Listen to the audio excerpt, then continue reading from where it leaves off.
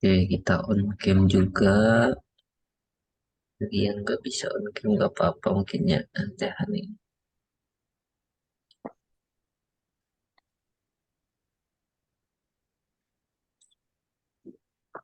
Kita perhatikan lingkungan juga ya, lingkungan harus nyaman juga.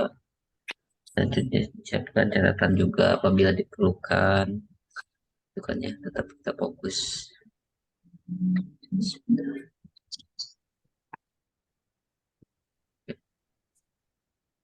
Ketinggalannya lumayan ya. Harusnya kadar ini udah beres. Itu kan sangat banyak gitu ya materi-materi terkait kadar ini sebenarnya. Oke, kita masuk ke soal. Jadi teman-teman baca soal, dikasih waktu 1 menit. Nah nanti saya akan jawab sekalian pembahasannya. Biar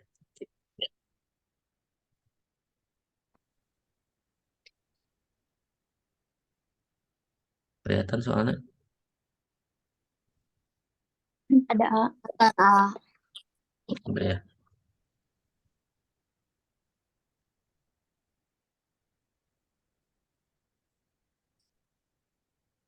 Sekarang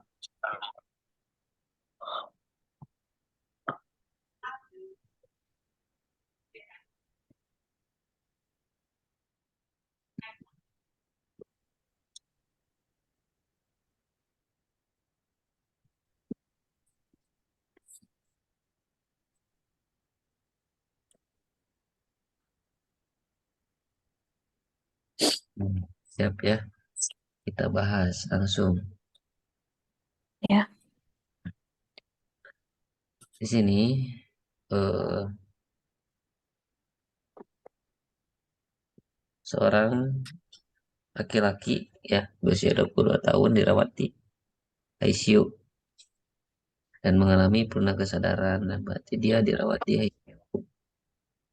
Ada manifest penurunan kesadaran. Nah, perawat melakukan pemasangan opak, teman-teman. Tahu kan pemasangan opak? Opak atau opak? Ya. Opak itu Ya. oropharyngeal airway ya, berarti pembebasan jalan napas ya, pembebasan airway-nya. Berarti dia ada masalah di airway. Nah, perawat di sini masang opak gitu kan. Berarti ada indikasi kan untuk pemasangan opak tersebut. Ya, untuk menjaga potensi jalan napas ya. Nah, setelah 8 jam, nih kita lihat nih, pasien tampak gelisah dan terbatuk. Nah, terbatuk beberapa kali sehingga posisi obatnya itu tidak pada tempatnya gitu kan. Seharusnya obat itu terpasang pada tempatnya, ternyata karena ada suatu kondisi gelisah terbatuk dia terlepas pada tempatnya. Berarti tindakan apa yang dilakukan oleh perawat? Ya, A. Memperbaiki posisi opak, memfiksasi opak menggunakan plester hipoalergenik. C. Melepaskan opak dari mulut pasien. D. Mengganti opak dengan opak yang lebih besar. E. Memutar posisi opak sehingga bagian distal menghadap palatum.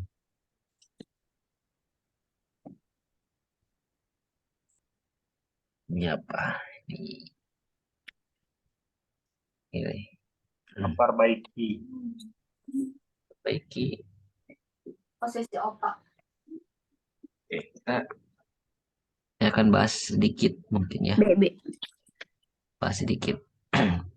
Nah, untuk airway, ya, untuk airway itu pembebasan jalan nafas itu jadi ada dua. Nantinya ada paten, bukan paten, tapi dalam arti kan ada total, ada parsial. Ya, jadi sumbatannya itu ada total, ada parsial. Akan berbeda tindakannya nanti. Misalkan kalau total kasus-kasusnya seperti apa yang total, misalkan yang tersedak gitu ya. Misalkan Kang Widi misalkan lagi makan bakso dengan temannya. Nah, pada saat makan bakso dia sambil ngobrol gitu kan asik-asik ketawa-ketawa deg. Ternyata bakso Firmana teh kasar lagi gitunya. Sampai-sampai dia Nah, gak kuat megang leher gitu kan ya. Wah, aku nggak pernah itu total sumbatan anak. Ya, di RW-nya dia total. Nah, kalau parsial itu berbeda lagi. Kalau parsial itu seperti halnya terdengar suara-suara napas tambahan, snoring gitu kan ya, gargling. Nah itu berarti kan kalau gargling tahu ya itu cairan, ya terdengar cairan itu gargling. Nah kalau snoring itu pangkal lidah jatuh ke belakang ya, kayak mendengkur suara nanti. Misalkan orang-orang yang obesitas, mohon maaf ya, misalkan ada eh, teman yang obesitas biasanya tidurnya itu mendengkur, mengorok ya, itu tak ada teh posisi lidah nah itunya biasanya gitu. Nah kedengarlah nengoroknya. Nah, misalkan sok bobo aja ngerencangan biasanya kadang ngerorok gitu ya. Nah indikasi pemasangan kalau misalkan yang parsial kita lihat nih snoring ya, pangkal lidah jatuh ke belakang. Nah ini pasang opak ya, dengan pasien tidak sadar ya.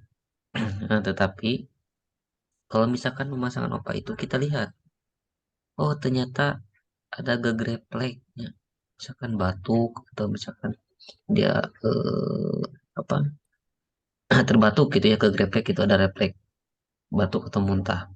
Nah itu pemasangan opaknya dihentikan, kita ganti ya. Asalnya di orofaringia itu kan di mulut ya, itu mulut oral ya, kita pasang opak yang boleh nanti teman-teman searching oropharyngeal airway opak. Nah, pada saat gagreflek itu lepas, tidak boleh diopak, berarti harus diganti dengan NPA, nasopharyngeal airway. Itu lewat hidung, ya, lubang hidung, nasal, itu hidung. Nah, itu lewat hidung, berarti berbeda. Nah, itu NPA. NPA itu khusus untuk pasien yang ada gagrefleknya, berarti kita pasang NPA-nya, gitu. Nah, itu otomatisnya nanti seperti itu tindakannya. Namun apabila ada trauma basis karni itu tidak boleh dipasang NPA ya, karena itu akan memperparah trauma pada bagian kepalanya gitu. Seperti itu ya teman-teman, itu sekilas dulu. Nah kita masuk ke soal ini ya. Kita lihat pada saat pemasangan obat ternyata dia terbatuk, gelisah, batuk-batuk. Berarti otomatis apa tindakannya? Melepaskan opak.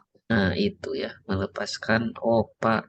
Ya, ya, seperti itu. Ini sering ada ya di kasus-kasus hukum sebenarnya yang keluar gitu ya. Gampangnya gampang kalau udah tahu kita gitu. Oke, kita lanjutkan ke soal selanjutnya. Oke,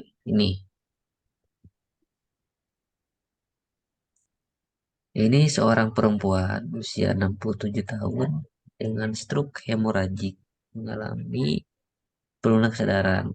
Ini diagnosa medisnya stroke hemoragik, ada penurunan kesadaran, dia gelisah. Keluarga mengatakan sebelumnya bicaranya peloknya. Jadi pelok dia tuh pelok, tahu pelok kan ya? Mengeluh sakit kepala dan muntah gitu ya. Dan ada penurunan kesadaran, ada gelisah, bicara pelok, sakit kepala, muntah. Hasil pengkajian lihat lagi. Pupilnya melambat, tekanan darahnya tinggi, ya berarti hipertensi. Napasnya cepat, berarti tacip. Nah, ya, nadinya ternyata beradip. Nah, kan 58 kali per menit. Ya, normal nadi itu 60 sampai 100. Suhunya normal, SpO2-nya normal. Apakah tindakan kekuatan yang tepat? Nih, ini tidak ditanyakan diagnosa keperawatan ya, tapi tindakan. Nah, soal hukum seperti ini, terkadang dia ada manifest, manifest, manifest. Kadang-kadang ditanyanya apa tindakan.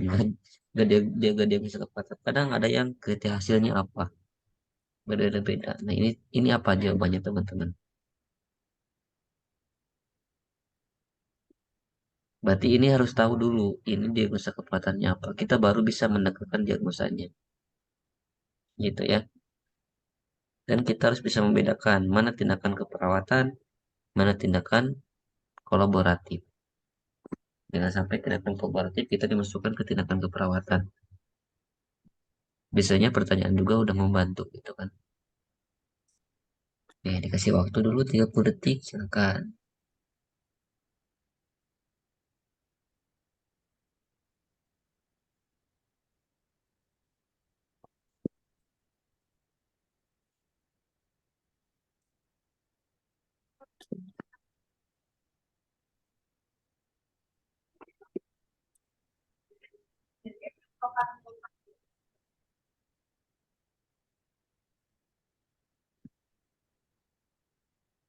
Nih, gimana? Udah ada jawabannya? Alat elevasi kepala bukan A. Elevasi kepala 30 derajat. Benul. Berarti dia kepalatannya apa ini? Penurunan curah jantung. Penurunan, penurunan kapasitas adaptif intrakranial ya. Ya, Penurunan ada kapasitas adaptif intrakranial.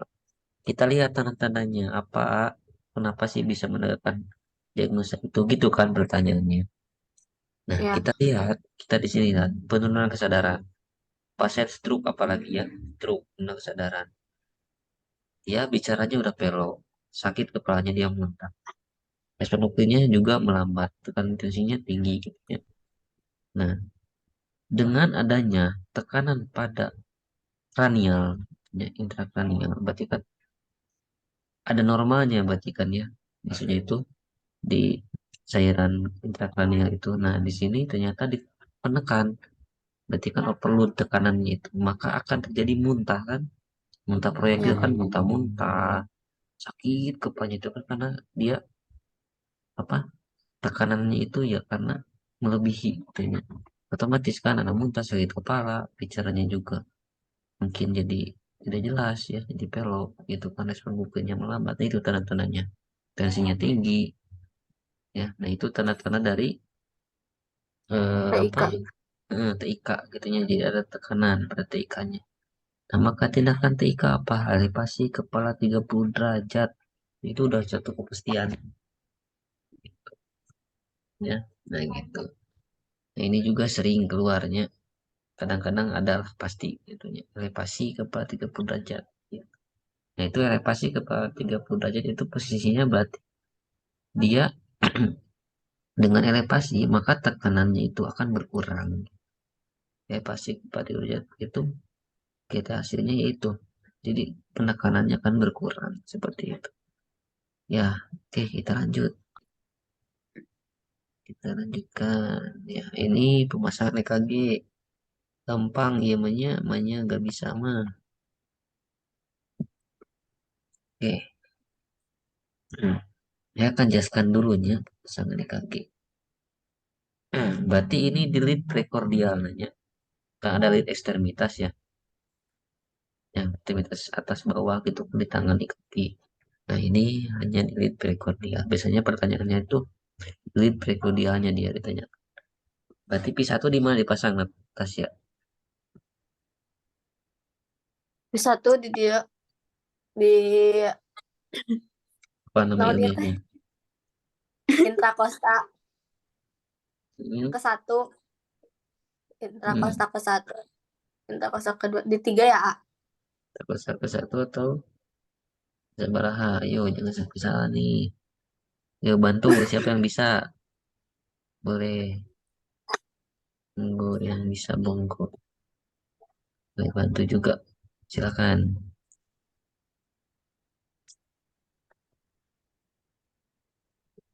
Kang Widi tahu di mana? P1 di mana? Dia antara kuping laki-laki. Hmm, Tasya di mana? Jadi Di intrakosta ketiga Kak. Oke. Kalau empat. P1 itu ada di intervisa keempat ya, garis Oh keempat. ternal kanannya. Oh iya iya iya satu. Satunya Nah, di sini A. itu P1-nya teman-teman. Kita ingat-ingat lagi nya EKG.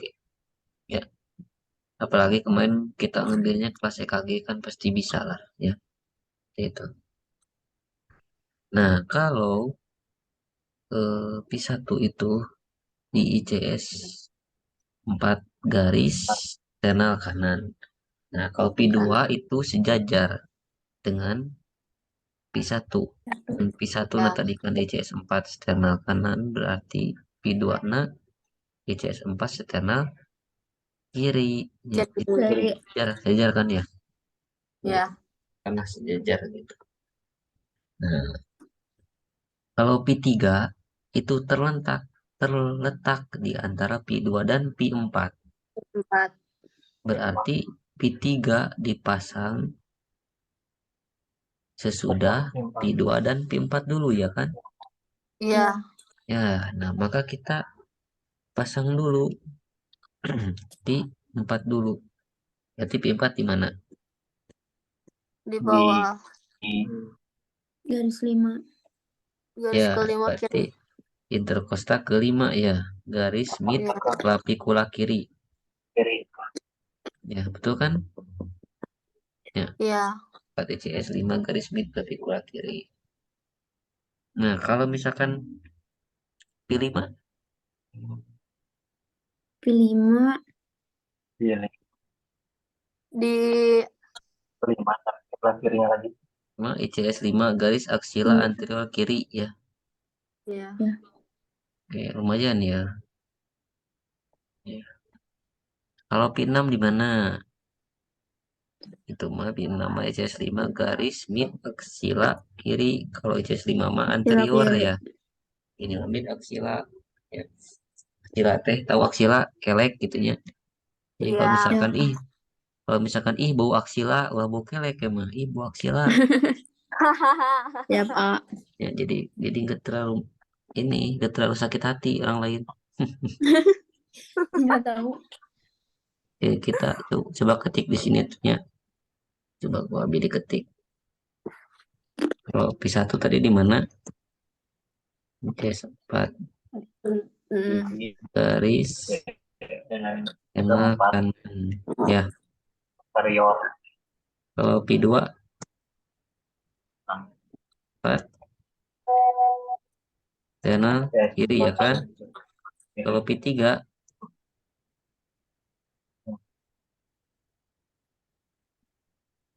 Di antara ikhlas empat kalau P4 di mana?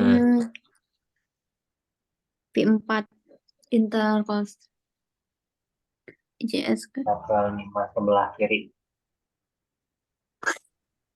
Kalau P5 Mid kelas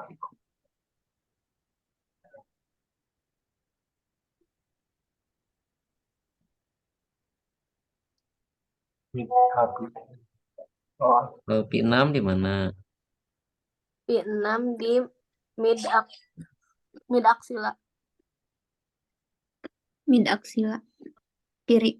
Oke, ya, kiri. akhir ya. Nah, sekarang tinggal cari apa yang mana jawabannya, sob. C. Ya teh, Hmm. B. pemasangan C. EKG dilakukan secara beruntun. D. Sekarang perawat Iya. telah pasang lead P3, tapi 3 itu terus dipasang, berarti Oh, berarti pin 5. pin Berarti 5A. 5 hmm, Oh berarti iya 4 udah berarti ya. berarti P5 ya. Iya. P5 jawabannya mana? Anu Eh. B. aksila Eh. di C C Hah? Aksila anterior. B. D. Aksila C. E D. Gimana? Eh. E E Hah? Ih kok gini sih? E B. D. Intercosta. Aksila anterior. Ini ada yang Oh. salah ya? D Salah. Iya A. eta opat hati mana? Ya, berarti ini ada opsi yang salah, bener kan? Oke. Ya, betul? Iya betul. Berarti kedah nama jawaban teh Lead harusnya 5. jawabannya Lead P5. Ya. Garis aksila anterior kiri. P5 CS 5 garis Aksila Aksila anterior kiri. anterior. Kiri. Ya, nah ini jawabannya ya. Oke, sudahnya. Nah, kalau yang seperti ini kumaha dari lieur wayahna gitunya geus di Iya. file. Oke, kita lanjut ya. Kita lanjutkan ya. Biar efektif punya. Ini hapus dulu. Ya, next. Monggo. Mana saja yang Abi baca banyak. Nah, di sini Prioritas penanganan triase. Nah, 5 orang pasien secara bersamaan diantar ke IGD dengan kondisi sebagai berikut. Jadi ada pasien A, pasien B, C, D, dan E. Itu silakan baca. Nah, prioritasnya nu mana heula? Nah, ini berarti prioritasnya nu mana dulu? Gak mungkin dua-duana, nu pasien A, pasien B. Enggak, ini pilih salah satu yang mana. Berarti teman-teman harus tahu prioritas pasien di IGD triasenya. Yang Hmm. hijau, kuning, merah, yang kayak gitu. Ya, Ya, bentar, A. oke, go. Udah ah. Kita Ini paling gampang ya. Oke, mungkin saya akan jelaskan terlebih ya. dahulu. Nah, kalau ini di Gadar itu ada triase bencana, ada triase IGD. Kalau triase kita membahasnya IGD dulu ya. Nanti kita akan jelaskan yang bencana. Kalau IGD prioritasnya apa? Merah dulu, ke kuning, hijau, hitam. Ya. Lihatnya bagaimana A, A, B, C aja. Airway, breathing, sirkulasi. Jadi yang mengancam nyawa itu yang utama. Ya, misalkan kieu, misal nih, ada pasien yang satu mah misalkan luka bakar, ya, kebakaran si wajah gitu. Anu hiji mah jadi beuteung. Anu hiji mah, ya, Oh, mana anu dalukeun? Misalkan anu Bakar. jadi beuteung atau luka bakar, tahan. ya. Nah, itu kita dapat lihat kan dia tandanya yang mana gitu Ya. kan. Gitu ya. Misalkan perawat teh nangani anu luka bakarnya cek menjadi beuteung teh. Lila cenah aing mah jadi cenah kayak dirawati dia mah lila cenah diantep cenah gitu kan ya. Nah, itu prinsip triase diterapkan meskipun pasien seperti apa kondisi di lapangan karena prioritas yang diterapkan itu tidak melanggar itunya teman-temannya ya. Jadi jangan sampai nanti kita mengantar keluarga atau kita udah tahu ilmunya nanti kita yang malu gitu ya. Pokoknya jadi beki Oh, perawat teh. Nah, gitu ya. Itu tidak boleh. Oke. Jadi merah itu area resusitasi yang mengancam nyawa jiwa. Ya, itu yang didahulukan. Misalkan apa henti henti napas gitu ya atau kardiak arrest ya, henti jantung atau shock berat, gangguan airway jalan napas. Nah, itu di merah. Gitu. Nah, kalau misalkan kuning itu apa? Kalau kuning itu di area tindakan potensial mengancam nyawa. Misalkan keracunan, tunda kesadaran, stroke, hipoglikemia, gitu. Nah, itu area kuning. Dia akan potensial mengancam nyawa gitu kan. Kalau hijau hanya area apa observasi gitu.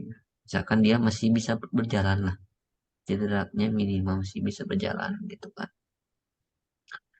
Nah, kalau hitam, nah itu mah meninggalnya mati ya. Meninggal. Itu buat apa kita mau menangani yang meninggal? Nah, itu ya. Kadang-kadang kan pasien dibawa ke IGD dia udah ngos-ngosan udah ngap-ngapan gitunya mau pada saat pasien tiba di IGD pas pada saat masuk pasien ke bed dia udah mati. Nah, itu orang hitam gitu kan di sananya juga udah ini. Nah, Ya, oh, di kasus ini yang mana lah teman-teman yang diutamakan? yang Oke, kita lihat ya. Kita lihat airway. sama-sama. Kita lihat yang pasien B. Teman-teman, kita lihat pasien B. Pasien B, pasien 24 tahun dengan luka bakar tidak sadarkan diri suara napas teridor. Suara napas teridor Hah? itu cedera inhalasi ya, cedera inhalasi jadi ada pembekakan di laringnya gitu ya, di area laringnya. Nah, itu kan mengganggu jalan napasnya, teman-teman. Berarti itu harus segera tindakan ETT nantinya, ya, endotracheatum. Ya, udah ke airway-nya udah ke tahap yang lanjut gitu kan. Itu ya. Nah, itu otomatis berarti berbeda dengan yang pasien yang E. Ya, beda dengan yang pasien E. Prioritas yang lebih prioritas itu adalah pasien yang B, karena patut dicurigai dengan pasien luka bakar, apalagi luka bakarnya area wajah, ya. Terus ini udah terdengar suara napas trigger, udah kita dahulukan. Berarti jawabannya yang B ya teman-temannya. Jadi jawabannya Oh, B gitu. B. Ya, Ya A. pokoknya prioritas. Bentar, pokoknya prioritas masalahnya A, B, C. Nanti airway breathing circulation, ya kan? Boleh. Nah, selanjutnya nanti kita lihat kalau di apa di IGD yang didahulukan itu apa? Merah dulu, baru kuning, baru apa tadi hijau ya? hijau. Hijau dan Hitam. hitam. Hitam. Oke, gini, ini paham paham? Paham. Hitam. Ya, oke kita Soal A. lanjutkan. Bismillahirrahmanirrahim. Lanjutkan lagi.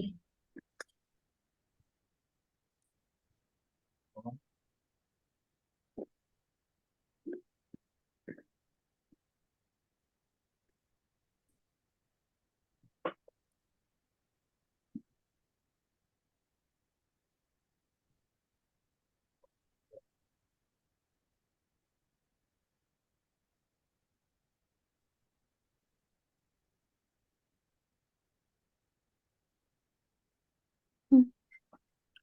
Ini tadi kebahas. Opa ya A. Ayo kita lihat nih. Tadi ini sudah kebahas. ATM. ATM A. Pokoknya ini seorang laki-laki usianya 35 tahun datang ke IGD dengan luka bakar mengenai wajah. Sampai ke abdomen, pasien mengalami penurunan kesadaran, suara napas koridor, tekanan darahnya bagaimana?